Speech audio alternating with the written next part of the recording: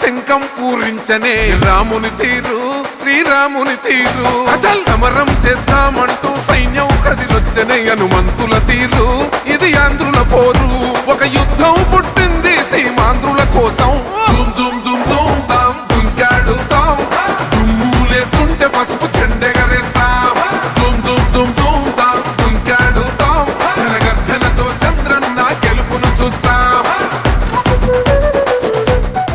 ఈ రోజు ఏదైతే తెలుగుదేశం పార్టీ స్థాపించి 44 సంవత్సరాలు ఏదైతే ఆ రోజున నందమూరి తారక రామారావు గారు 1982లో మార్చి 29వ తారీఖున పార్టీ స్థాపిస్తానని చెప్పి ఏదైతే ఒక అనౌన్స్మెంట్ చేశారో అది ఆంధ్రప్రదేశ్ ప్రజలకు ఒక వరంగా తెలుగుదేశం పార్టీ కుటుంబ సభ్యులందరూ కూడా భావించాం.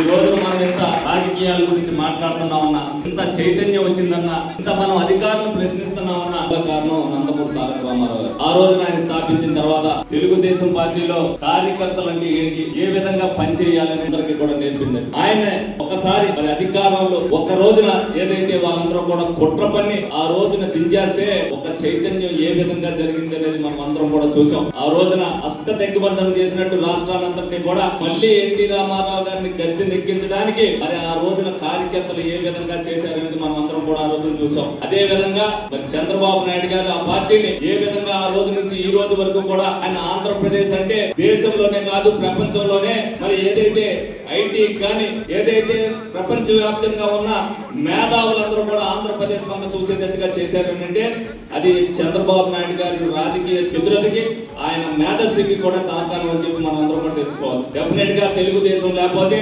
ఆంధ్ర రాష్ట్రానికి ఇంత చరిత్ర ఉండేది కాదు, ఆంధ్రప్రదేశ్ కింద అభివృద్ధి ఉండేది కాదు.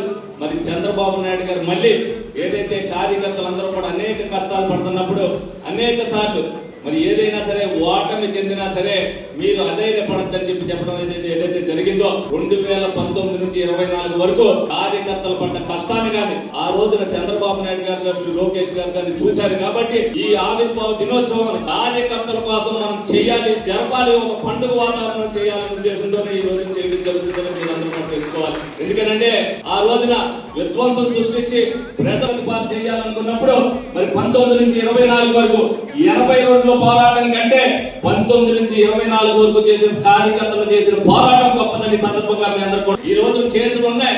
ఏదైతే అక్రమ కేసులు బనాయించారు, మాట్లాడడానికి ఒప్పుకోవాలా, హౌస్ అరెస్ట్ చేశారు, ఎవరైనా బయటకు వస్తారంటే కుదరదు, బలవంతంగా పార్టీలు మాట్లాడాలని చేశారు. ఎన్ని చేసినా సరే కార్యకర్తలు మనోధైర్యం కోల్పోకుండా మేము ఉన్నామని చెప్పి చంద్రబాబు నాయుడు గారిని అరెస్ట్ చేసినా సరే మనమంతరం కూడా చేసాం. 44 రోజుల పాటు నిరాహార దీక్ష చేసాం, చంద్రబాబు నాయుడు గారికి సంఘీభావం చేసాం. ఈ సందర్భంగా అందరూ కూడా కూటమి నాయకులు అందరూ కూడా పవన్ కళ్యాణ్ గారు అవ్వచ్చు, మోడీ గారు అవ్వచ్చు, చంద్రబాబు నాయుడు గారి అక్రమ అరెస్ట్ ఆ రోజున దాటి చెప్పడానికి యావత్ ప్రజానికం కూడా ఒక సంచలనమైన తీర్పు ఇవ్వడం అనేది మనం అందరం కూడా చూసాం. దాన్ని నిలబెట్టుకోవాల్సిన బాధ్యత మనందరి మీద, కార్యకర్తలందరి మీద కూడా ఉంది. ఈ రోజు జరుగుతున్న పరిణామాలు అన్ని కూడా వాళ్ళు మళ్ళీ విధ్వంసం సృష్టించడానికి, ప్రజల్లో అలమరికలు సృష్టించడానికి ఏ విధంగా అయితే కులాల మధ్యన మతాల మధ్యన ఏ విధంగా అయితే తీసుకొస్తున్నారో అవన్నీ కూడా తిప్పుకొట్టవలసిన బాధ్యత ప్రతి కార్యకర్త మీద కూడా ఉంది. మనమందరం కూడా ఒకటే తెలుసుకోవాలి, మాట గెలవాలా, పార్టీ గెలవాలనుకుంటే ఎక్కడ కూడా గొడవలాద ప్రతి కార్యకర్త, ప్రతి నాయకుడు కూడా ఆ విధమైన పార్టీని నడిపించవలసిన బాధ్యత ప్రతి ఒక్కరు కూడా తీసుకోవాలి. ప్రతి ఒక్కరు కూడా ఒక సైనికుల్లాగా ఏదైతే పనిచేశారో, నా దగ్గర 500 మంది ఉండొచ్చు, 1000 మంది ఉండొచ్చు, 10,000 మంది కార్యకర్తలు ఉన్నారు. ఉన్న ప్రతి నాయకుడు కూడా ఏ కార్యకర్తకి కష్టం వచ్చినా ఆ కష్టాన్ని ఆదుకునే పరిస్థితి ప్రతి నాయకుడు చేస్తే కార్యకర్తలు ఎవరో కూడా సమన్వయం కోల్పోవడం మీరందరూ కూడా తెలుసుకోవాలి. ఆ చుట్టూతో ఉన్న వాళ్ళే పని చేయించుకోవడం కాదు, ఎవరైతే పని చేయించుకుంటున్నారో ఆ కింద కార్యకర్తని కూడా చూసుకోవాల్సిన బాధ్యత ప్రతి ఒక్కరి మీద కూడా ఉంది.